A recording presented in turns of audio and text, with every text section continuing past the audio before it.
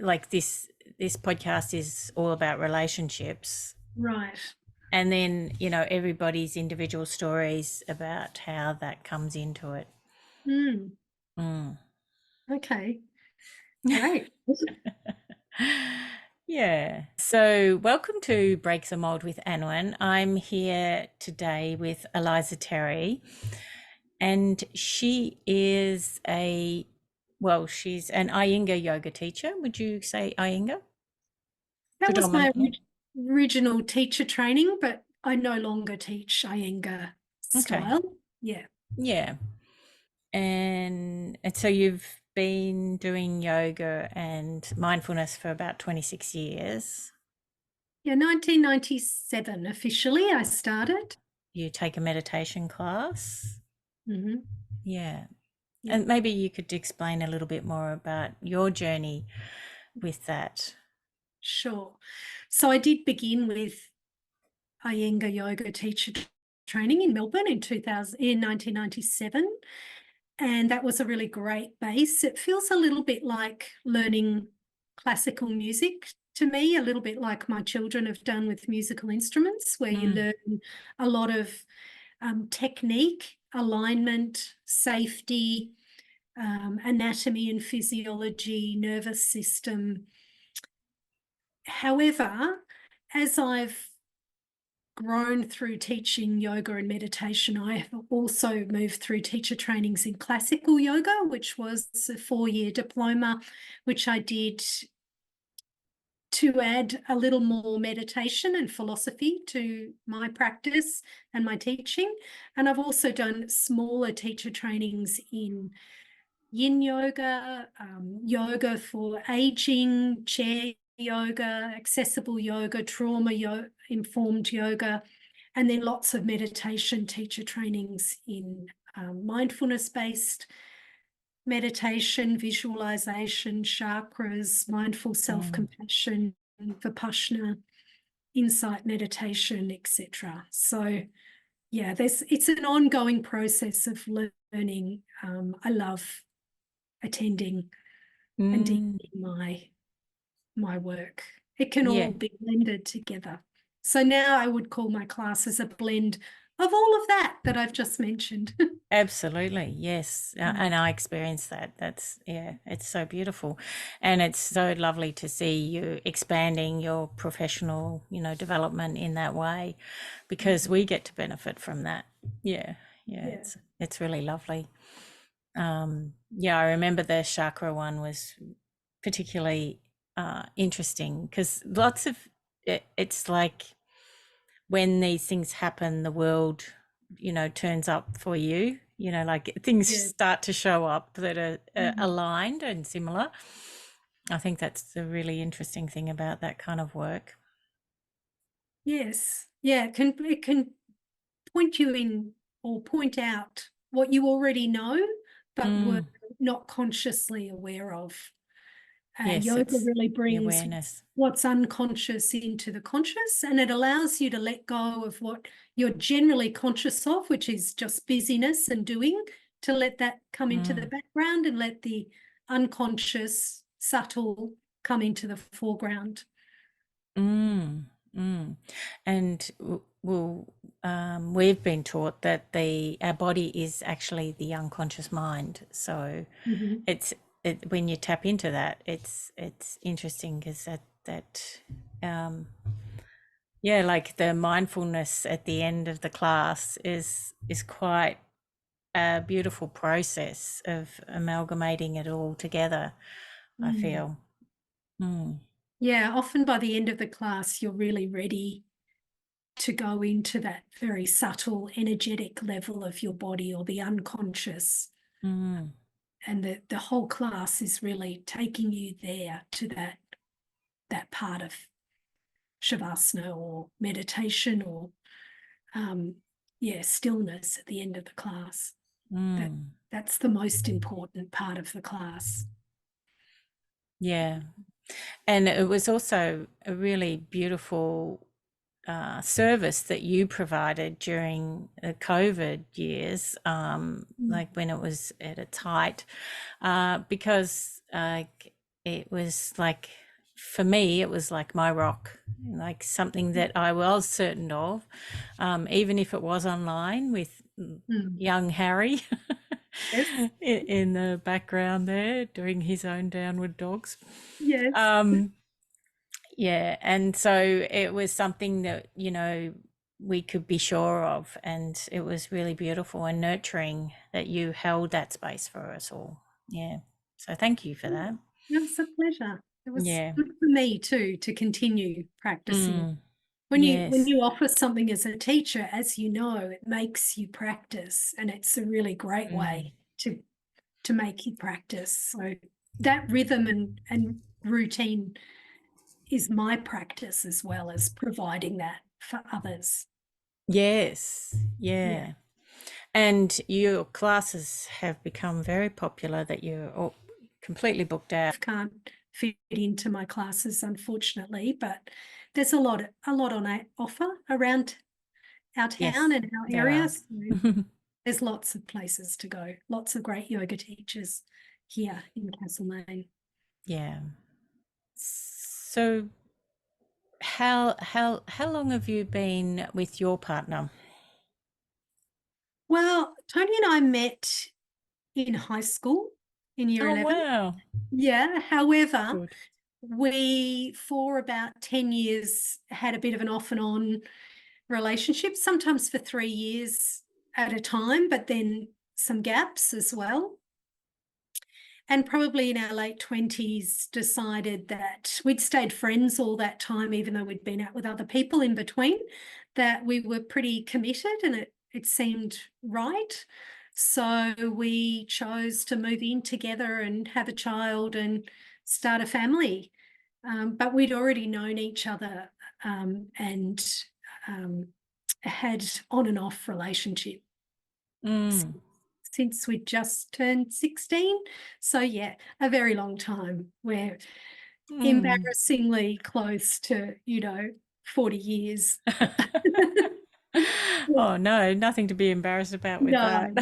No, no, we're very, very lucky. Yeah, he would say not lucky. He would say fortunate, and that we've worked at it, and Very much so. Mm. but That's there's no mistake.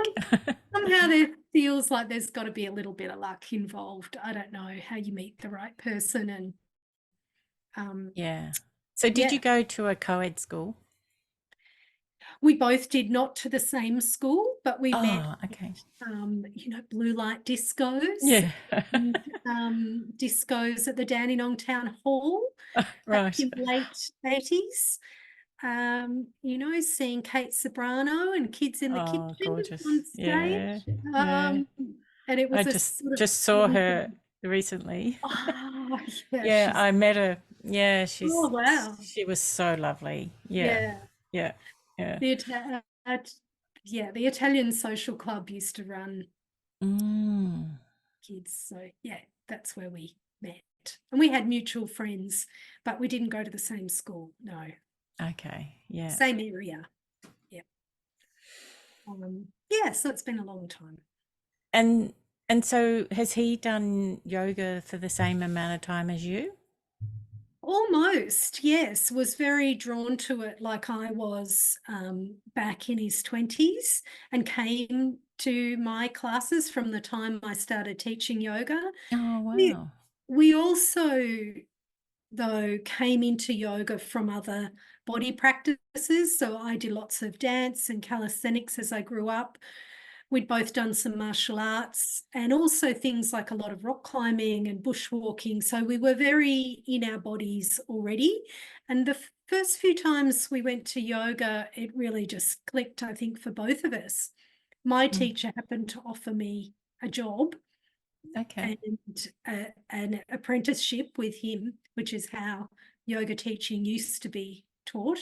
Yep. Um, Who was that? and that was Murray Lazenby in Melbourne, Okay. who's an Iyengar teacher through the Peter Scott Yep. lineage, but also had his own flavour to Iyengar yoga and was probably a little gentler than some of the more traditional Iyengar yoga teachers. And Tony has also completed more than 10-day Vipassana courses. So he's very interested in mindfulness-based meditation as well, and has always attended my classes regularly too, as well as other people's.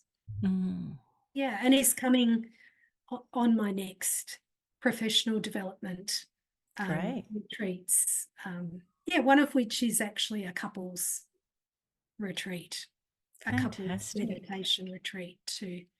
So it's not for couples in crisis, but it's for couples to work on their relationships. And as we're now at the stage where we're moving towards empty nesterhood with 3 children almost all gone, we're really consciously putting some time into our relationship and the change that is we're in the middle of moving through. I mean, there's always change, but a big Yeah. change. Yeah. How beautiful. Yeah. So that's Wow. something that we're choosing to do together. Nice one. I think so. Yeah. And how that's helped in your relationship. Mm. Because it would, definitely. I think when 2 people practice the same sort of practice, it really helps. Yeah, you have a similar language that you can use around yoga and mindfulness. You have a connection with your body that you Mm, can talk about, that you can share with a partner in a relationship. And you have yoga, I think, teaches you a bit of responsibility for your own feelings and your own experiences. And so in a relationship, that's really helpful, because generally when things are difficult, you just want to blame someone else. absolutely. Everybody does. And Yes. so when you have, like a shared language and a shared responsibility, that the way I'm feeling is not actually your fault, it's my response. That doesn't mean you're not behaving in a way that's maybe triggering or uncomfortable or downright rude, but my response is my responsibility. Yes. Yeah. Oh, yeah. So, and I think Really yoga well put. really, Mm. really teaches you that that's that's your responsibility. You can talk about it and share it, but it helps to take away some of the blame, which is so helpful, because blame is what just creates a wall every time you come across a difficulty. Yeah, so true. Mm. Um, yeah, so that makes it useful.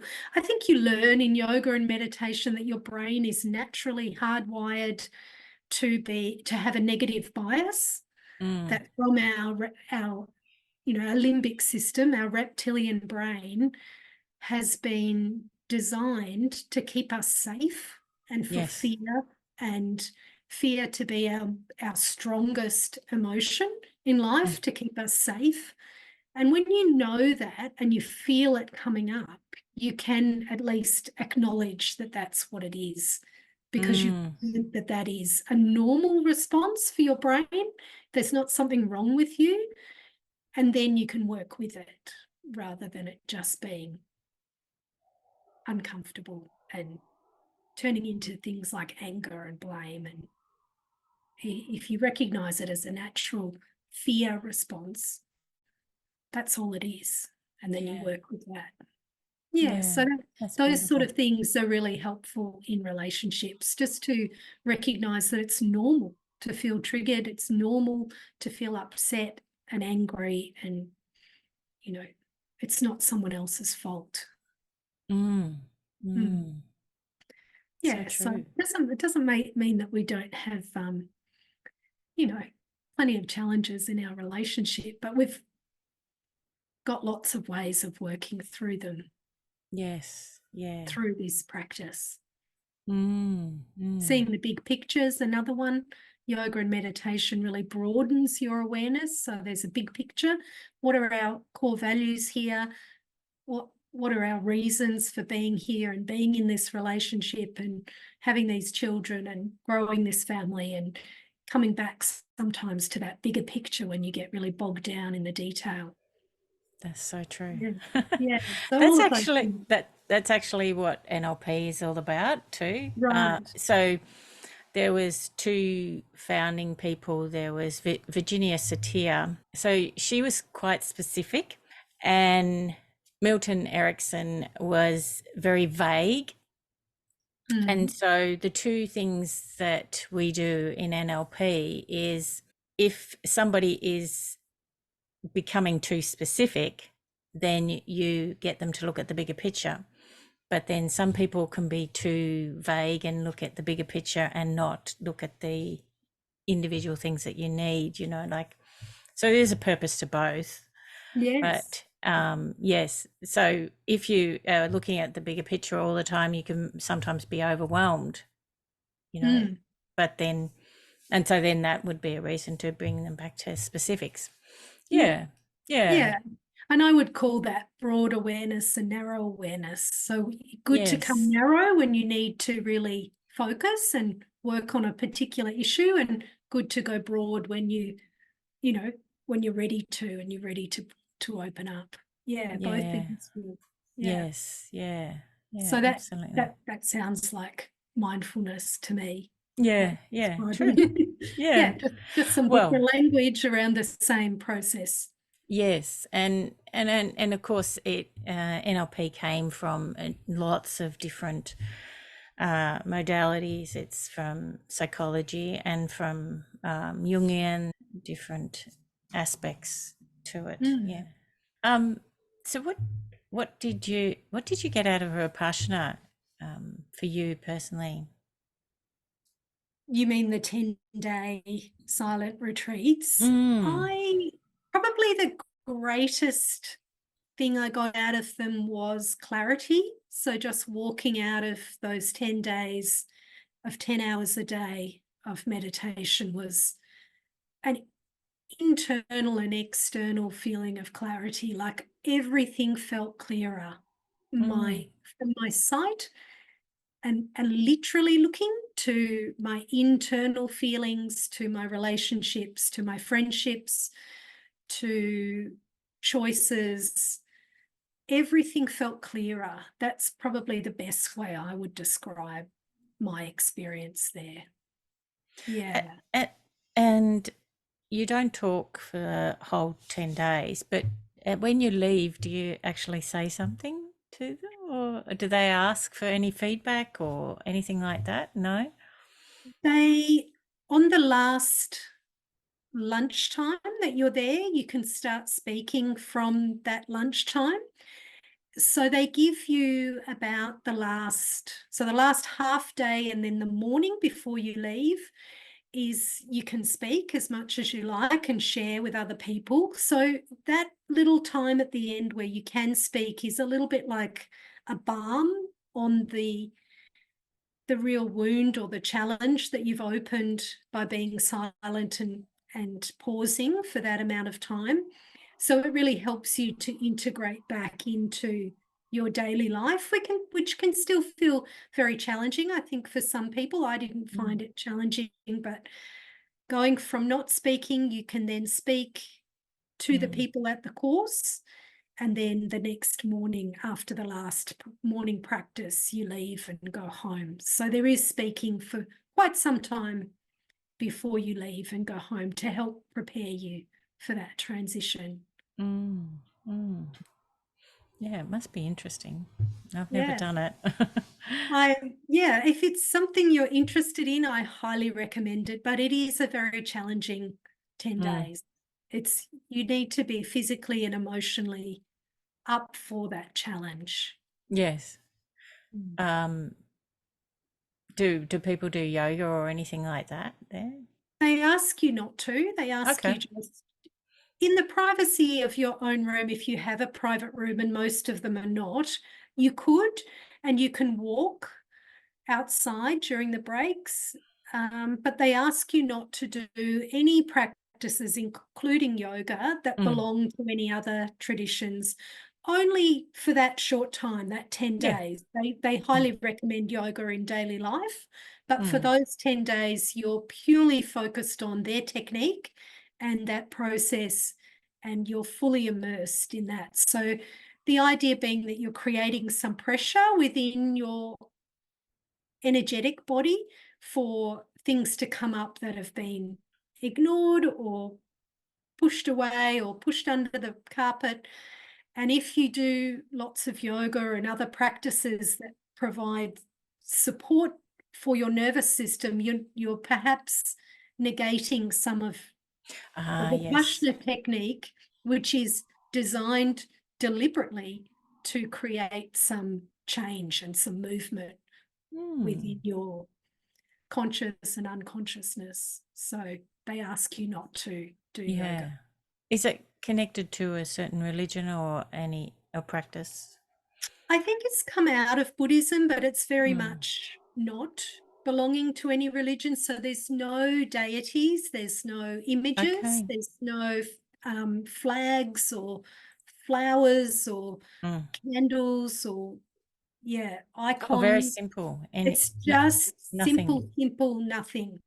It's just So turning in. that doesn't interfere with your That's right. internal process. Yeah. That's right. Yes. So it's definitely come out of a Buddhist tradition, but it's anyone of any spiritual traditions could go and just use that technique to improve their connection to whatever their spiritual practice is, in whatever form that takes. Beautiful. Yeah, so it's interesting.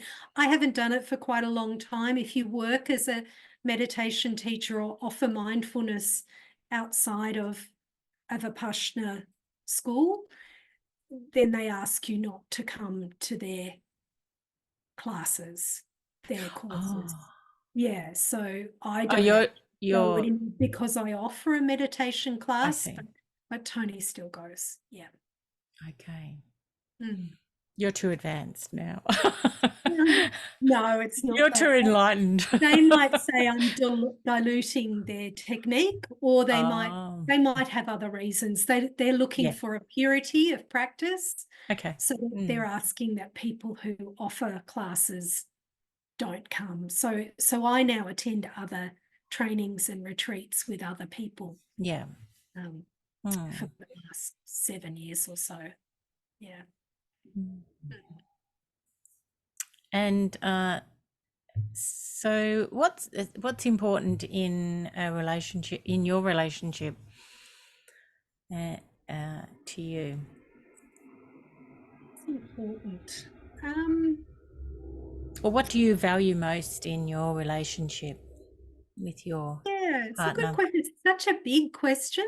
It is. It's huge. It's very difficult to answer succinctly because there's so many variables. But I think at a basic level, things like stability, checking in with each other and ourselves, factoring or scheduling time together and Yeah. you know, I think the modern term is date nights. Yeah. Time together that's Yes. actually been planned and organised, a little bit like going on our retreat together, very conscious. Yeah. So, yeah. Yeah. Esther Perel calls what is foreplay, and she says it's the time from when you finish to the next time. Basically, Yes, it's all that planning too yes, is foreplay. It's that the care that you give. yes. You want to schedule it in, and you want to be with that person. Yeah. Yeah, that's intimacy to me.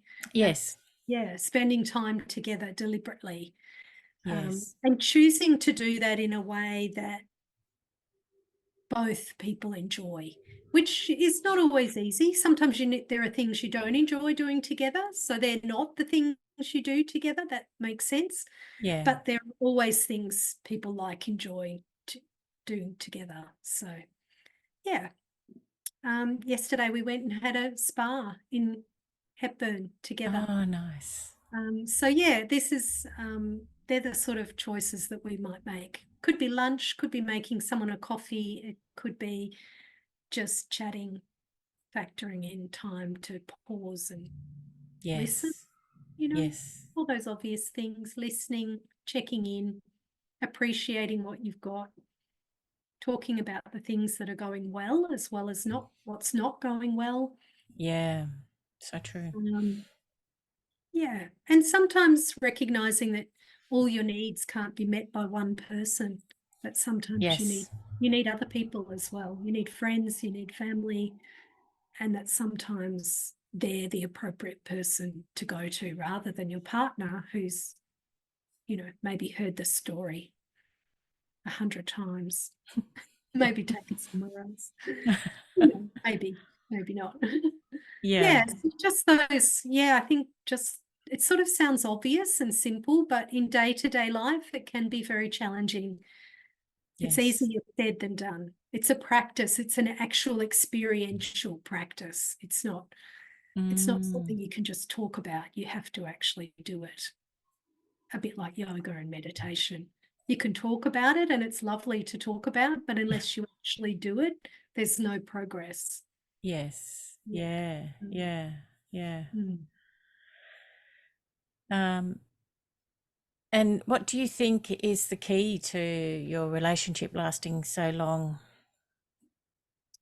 Um, I know for me that I've made a very conscious choice to be here and to Yeah. be in this relationship and to recognize, I guess, like I said earlier, that it's not always going to be easy, that it's normal to have challenges. It's normal to feel bored or frustrated or fearful or worried or anxious, and that those feelings, whilst they need to be addressed and talked about, they don't need to actually undermine the core of the relationship, because the core is, to me, is secure, Mm. always secure, regardless of what happens on top of that. I could be proved wrong. There may be something one day that rocks that core for me, but there hasn't been so far. Even though there's been some challenges and some difficulties, Mm. um, for me personally, I can't speak for Tony, but I'm totally committed at the core. Yeah. Yeah. Yeah. And then that leads to the actions. Like if you make that commitment, then that follows through in the way you behave and then your belief system and your values. So yeah, Mm. it's really important. Yeah, I think so. I think it's a little bit like the big Yeah. mentioned earlier. That is the Mm. big picture. There might be some Mm. some specifics that need to be addressed. There always are, Mm. but the big picture remains the same. Yeah, and not getting lost in that nitty gritty Not stuff getting of leaving the cap off the toothpaste or something. No, not also not being totally in la la land that Oh this yeah. is easy and that just because I've committed it'll always work, because it Yeah. won't. It takes No. work. But that big picture is always there. There's always an umbrella of core values and commitment that doesn't Mm. change. And also, what you were talking about before about responsibility is when you make that choice, you're taking responsibility for you and your relationship. Mm, And so then, yeah, that follows through, doesn't it? mm. Yeah. Yeah. I think it takes two to make and break a relationship. Yeah. Yes. Yeah, for sure. Mm. Mm. And so then also, as you have been in your yoga and mindfulness practice for, did you say 26 years or something? Yeah. Mm. A very uh, long time. yeah. It must have changed over that time. And how has that practice changed your relationship? Has it deepened your relationship? Yes, I think I came into yoga via my body because I was in martial arts and dance and other body practices. So for me, I came in via the body, and then the meditation side of yoga was the second part for me. Some people come into yoga via meditation and the body is the Mm. second part, but for me, it was via the body. So as a 20-something-year-old, being in your body is very different to being a 50-something-year-old. So that Yes. changes when your body can't do everything that it did then, plus just the constant mindful attention on the subtlety means that my practice has become much more subtle, not just a bit gentler physically, but the subtlety of the practice has become gradually much more important to me. Mm. And that therefore creates more connection in my relationship, because the more I'm tuned into myself, the more I can tune in to my relationship. So Yeah. So that's expand on subtlety. subtlety, as in very small sensations. So small areas of tightness, for example, when someone says something and you feel those little grips in your body somewhere, Yeah. really working with those rather than just the immediate reaction. So I guess I would call it learning to respond rather than react, Mm. or learning to also remember the intention of why I'm here and why I'm practicing. And because I've listened to myself as well as many other teachers every day talking about this, gradually it sinks in. You know, it can't help but sink in.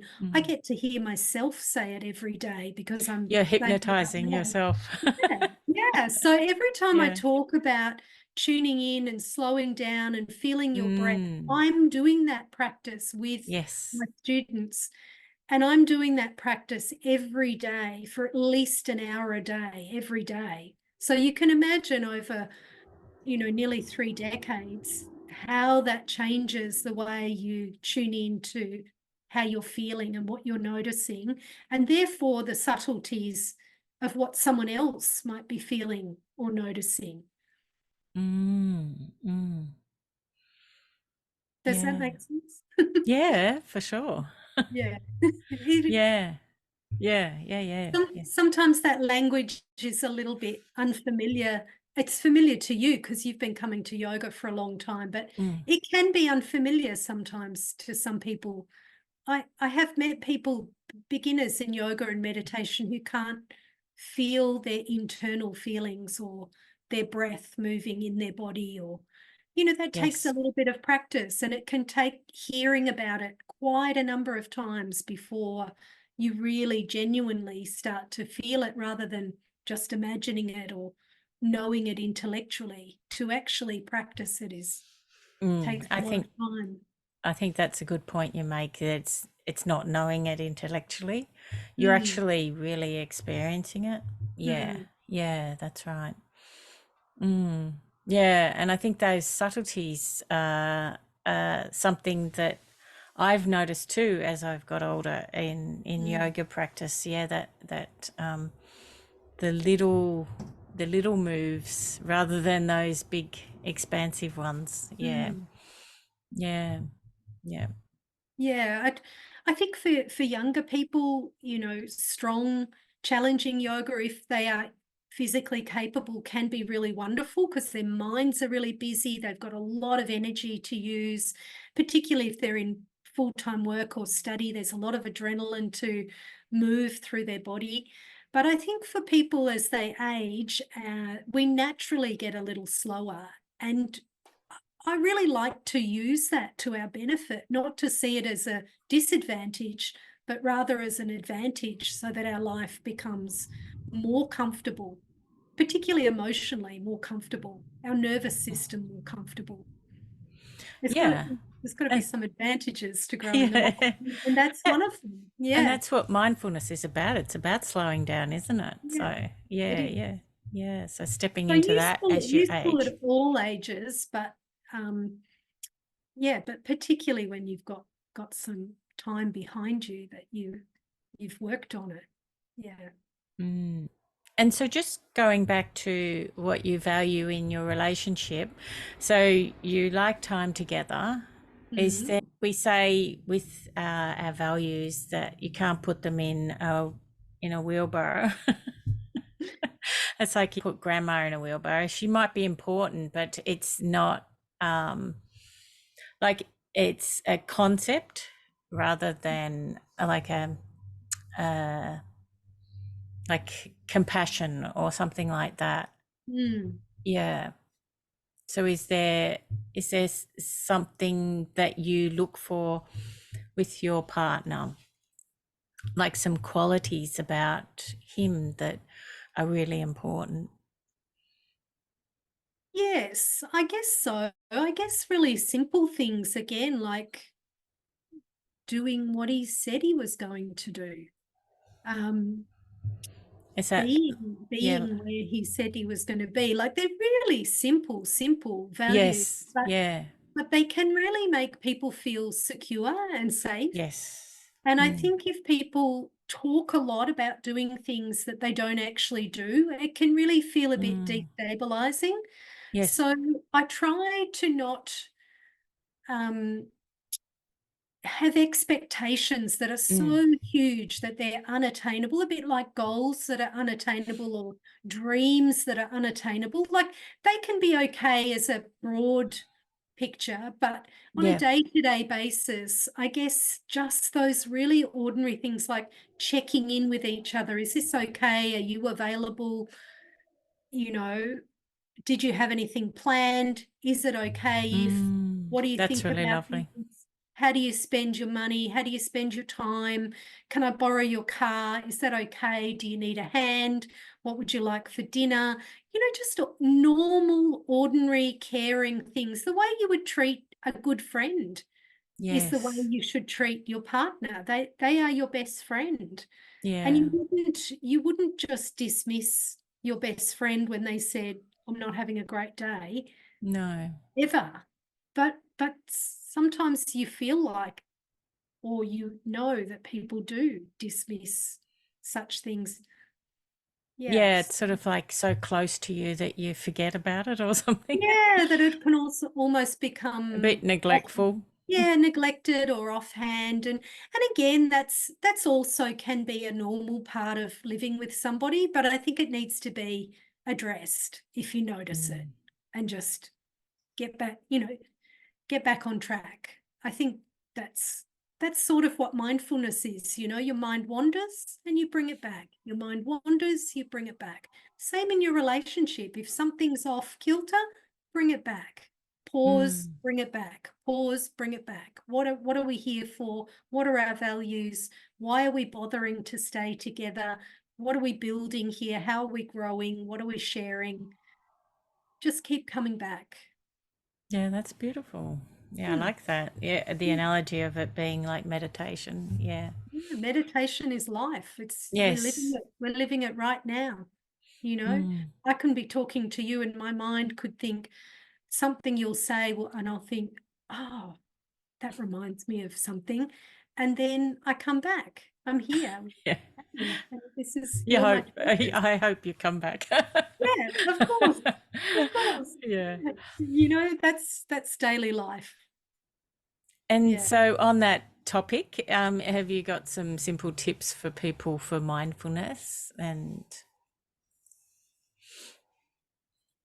like Yeah, just I think some really simple mindfulness things to do are to go out in nature, spend yes. time in nature, just look at trees, let the trees look at you, watch the leaves, stand on the grass with bare feet. Mm. Actually tune into your senses outside in nature, maybe somewhere beautiful, maybe not too beautiful. That's okay. Your own backyard works perfectly well. That Yeah. would be my number one simple practice. Of course, learning some simple techniques like body scanning or emotion scanning your emotional internal body is really useful. Um, and there are lots of ways to do that, either in a class or using an app or reading a book. But I would say again that any form of mindfulness is a practice. It's not an Yes. intellectual idea, it's a practice. Yeah. And if you could brush your teeth and actually know the whole time that you're brushing your teeth, I think you'd probably be close to enlightened. How Yes. how can someone do that? But that's sort of what we're heading towards. all the time. Mm. I had a really wonderful meditation teacher, Swamini, who invited us always to keep maybe 10 to 20% of our attention on what we could feel in our body all the time. For example, your body Mm. sitting on the chair, your back resting on the chair, so that even as I'm talking to you and transacting to you, keep just a little bit of your attention on noticing what Mm. you feel.